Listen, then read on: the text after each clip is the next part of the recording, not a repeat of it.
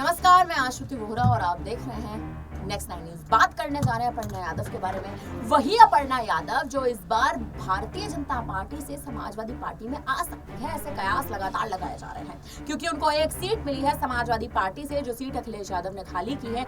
विधानसभा seat Akhilesh Yadav के नाम की, वो सीट अखिलेश ने खाली करके अब कहीं ना कहीं अपर्णा के नाम अनौपचारिक तौर पर सौंप दी है। बात कर रहे हैं करहल की सीट की। करहल वही सीट है जिस सीट से हाल ही में अखिलेश यादव ने इस्तीफा दिया, नेता प्रतिपक्ष के पद से भी इस्तीफा दिया, जिसके बाद शिवपाल यादव का नाम लगातार कयासों में था कि शिवपाल यादव अब उस सीट से नेता प्रतिपक्ष के पद पर उतर सकते हैं। और वहीं करहल की सीट इसीलिए अखिलेश यादव ने खाली की है ताकि अपर्णा यादव भारतीय जनता पार्टी छोड़ के बीएसपी माफ करेगा समाजवादी पार्टी में शामिल हो जाए, अपने घर में शामिल हो जाए, सपा में शामिल हो जाए। यादव परिवार की बहू अपर्णा यादव ने, आपको बता दें कि साल 2018 में पार्टी छोड़ी थी, बीजेपी में शामिल हुई थी, बीजेपी की शरण ली थी। कारण यह था क्योंकि सपा के घर में, यादव परिवार के घर में अंतरकलह की स्थिति बन गई थी।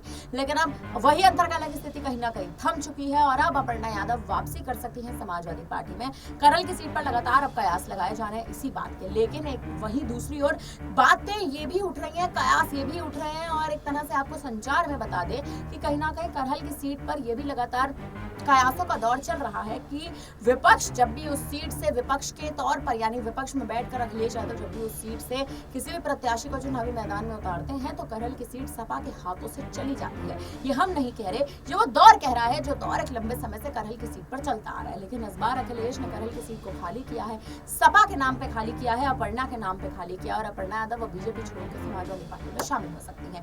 हालांकि शिवपाल यादव का हमेशा से यही कहना रहा है कि उनके घर के बच्चे, यानी मेरे घर के बच्चे कभी बगावत नहीं करते हैं, लेकिन अपर्णा यादव बगावत कर सकती हैं क्योंकि भारतीय जनता पार्टी ने अपर्णा यादव को पिछले 5 वर्षों के कार्यकाल में कभी भी मौका नहीं दिया।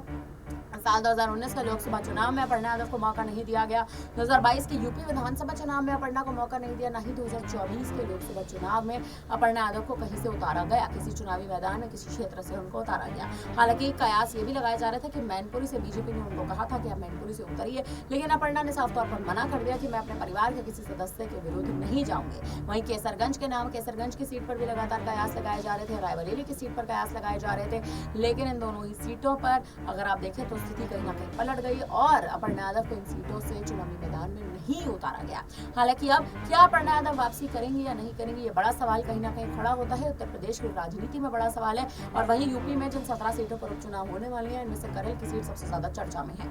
अगर अपर्णा यादव नहीं तो तेज प्रताप यादव के नाम पर कहीं ना कहीं दाव जो है वो सपा चलती नजर आ सकती है। लेकिन अपर्णा के लिए कहीं ना कहीं अखिलेश ने करहल की सीट खाली करी है और अब देखना दिलचस्प है कि अपर्णा यादव क्या बीजेपी का दामन छोड़ के सपा में शामिल होती नजर आएंगी या नहीं। फिलहाल इस पर आप क्या कहेंगे, आप कमेंट करके जरूर बताइएगा। बाकी तमाम बड़ी खबरों के लिए बने रहिए हमारे साथ, देखते रहिए।